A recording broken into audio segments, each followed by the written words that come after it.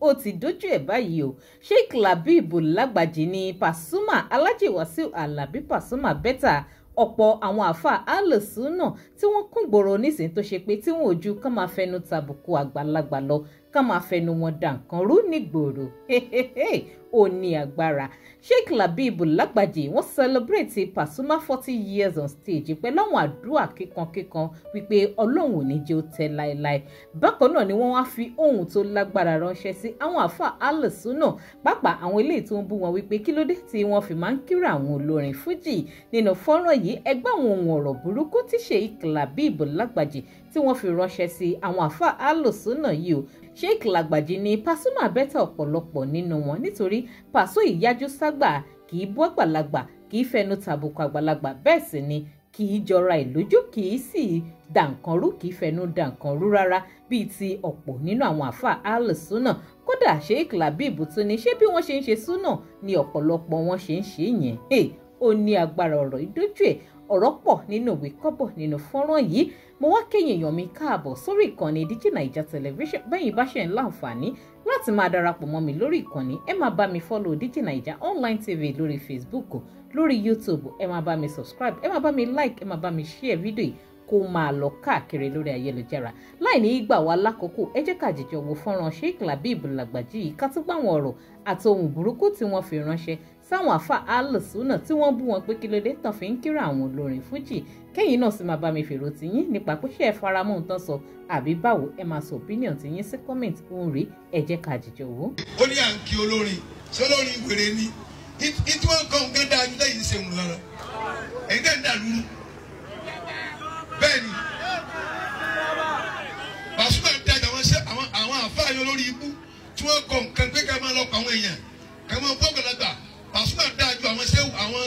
àwọn wèrè àfáà yìí tí wọ́n kọ tí wọ́n fò tẹ́ fi ń dààmú Nàìjíríà yìí lónìí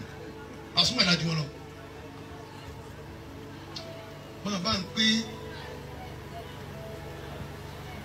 ìfẹ́ yà lọ bẹ̀ orí nẹ́ẹ̀tì ó tún lára ọ̀la ó tún dànù.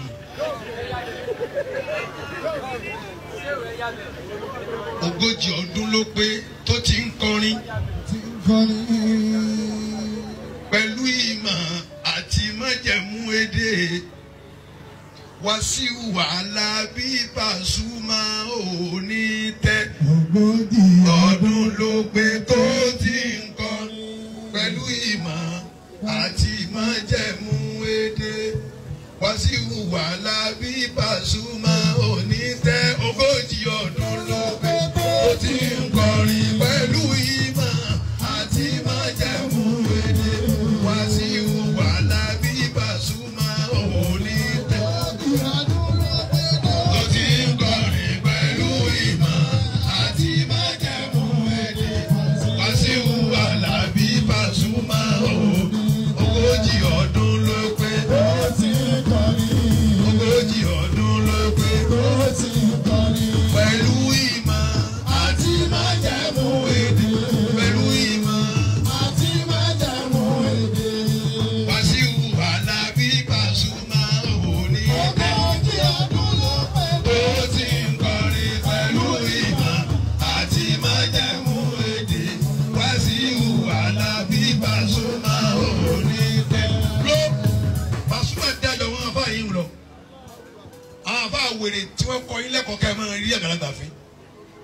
nínú tó ń tó Pasuma ga lónìí ọ̀gá rẹ̀ tẹ́ríba ni tó bá rí ẹni tó kéré jù ní àgbo yìí nísìn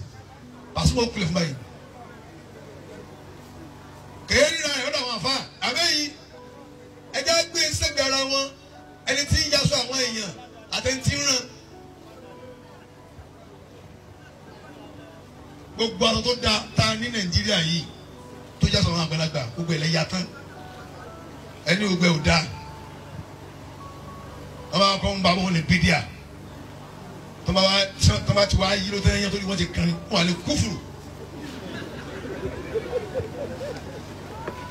tó bá kọ́ bá wọn díẹ̀ ní bídíà bídíà kọ́ ni fóònù tó ń lò ẹ bá bẹ ṣe súnà dáadáa nù yí ẹni kò ju fóònù lẹ́kọ̀ọ́ ní fóònù mọ́. àwọn àbá wa nípìnlẹ̀ nínú ìjọ sùmùráì nípìnlẹ̀.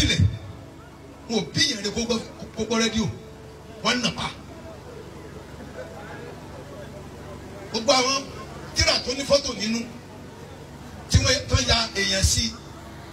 wọ́n bá lọ́rọ̀ lọ́jà àwọn àbá yẹn wọ́n wà mú àwọn ìwé kan ìwé ìròyìn kan wọ́n wà fi ẹ̀kọ́ sí wọn alẹ́ mọ́ fọ́tò lójú báyìí fọ́tò gbọ́dọ̀ hàn nínú tíra wọ́n yẹ wo tẹlifíṣàn wọ́n yẹ gbọ́ rédíò wọ́n yẹ wo fídíò súnà nù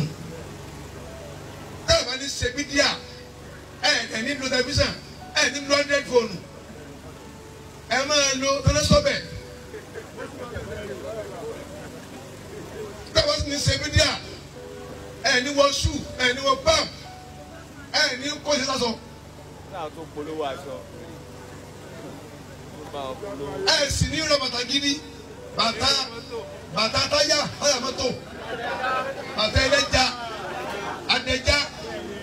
ẹ̀ òun ní ká máa wọ̀. alimari wa dugu lè máa jahila àwọn lè máa ń fa kídà gbogbo ní yorùbá tí o bá jẹ pé òun ló wà ń tò sí ẹ ọ̀tá rẹ̀ ni ó máa jẹ.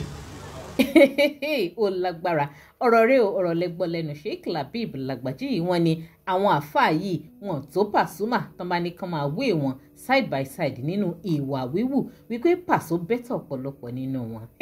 Ó lágbára ẹ̀yin èèyàn wa ojú wo lẹ́yìn tún fi wọ̀rọ̀ ìyàwó ló kọ sí yín ṣẹ́yìn náà faramọ́ nǹkan tí Sheikh Labeeb tún sọ yìí àbí báwo ṣẹ́yìn ní contrary opinion ni ẹ máa sọ opinion tí yín sí comment ẹ má gbàgbé láti máa bá mi follow DigiNaija online tv lórí Facebook lórí YouTube ẹ máa bá mi subscribe ẹ máa bá mi like ẹ máa bá mi share fídíò kó máa lọ káàkiri kí mi àti yín ká tún pàdé láyọ̀ àtàláfíà ẹ ṣeun.